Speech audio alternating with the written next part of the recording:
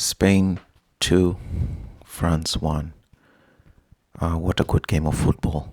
But the question I have to ask is, at 16, what were you doing?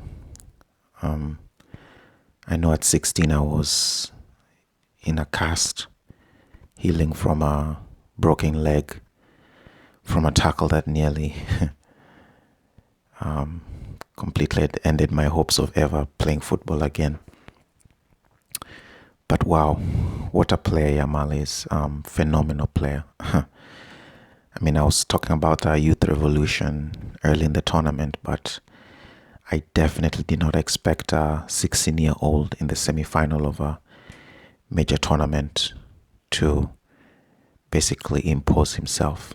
You know, he's 16, playing against grown men, and the goal that he scored was just phenomenal. You know, players go their whole career without even coming close to scoring the type of goal that he did. So to do that at 16, and it was a crucial goal as well. France had opened the scoring just a little bit early in the game. Mbappe crosses it to the far post to Colomwani, who heads it in. And at that point, I'm thinking, wow, Spain really have to show some resilience to come back from this. Otherwise, France will just do what they've done all tournament long, just kind of do the bare minimum, threaten to attack once in a while, but the games kind of just fizzle off into a France win. And it had that feeling. It had that feeling that France were just going to do the same thing that they've done all tournament long. So it took a very special goal from Yamal for Spain to have that belief that they could go on and win the game. And what a goal it was. Picks up the ball, 25 yards, 30 yards out, cuts in, cuts out, and then just hits a phenomenal curler into the far corner past Magno. Keeper, no chance, no chance for him. So I'm happy for the 16-year-old to finally be able to score a goal. He's had some phenomenal assists, but to finally score a goal again in the semi-final of a major tournament, to completely swing the game, change the momentum to your side is incredible. Credit to Yamal, and that gave Spain the courage to keep pushing. Eventually, a couple of minutes later, Dani Olmo picks up the ball, gets past Tchouaméni, shoots towards goal. Yes, it takes a deflection, but the ball was definitely going in. Unlucky from Koundé, who I thought had a very good game against Nico Williams.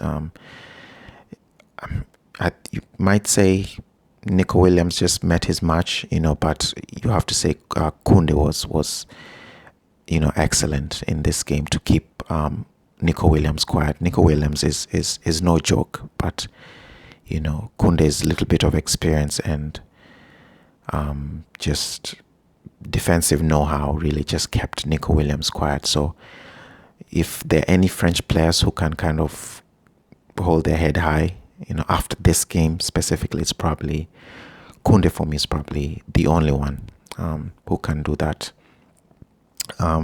It's not often you say this, but Kante was bossed in midfield by Rodri. All this talk about the Ballon d'Or, who's going to win the Ballon d'Or. It's definitely not going to be Vini because Brazil were kicked out in the Copa America. Mbappe is out now.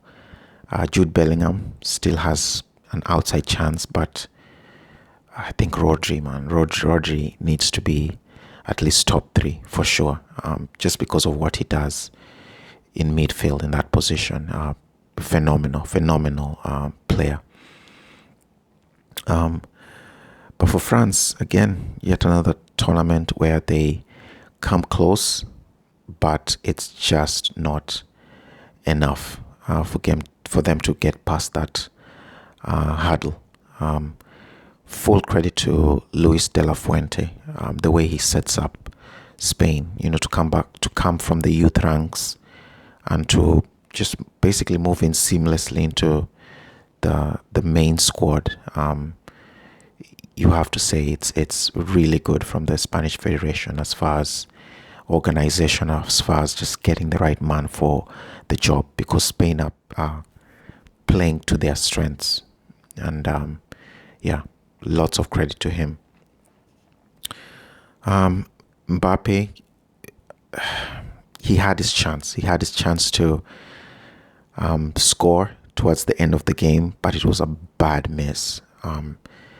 Does his thing on the left, gets past Vivian, and then the shot was just, for a player of his quality, really, again, at the very least, he should hit the target.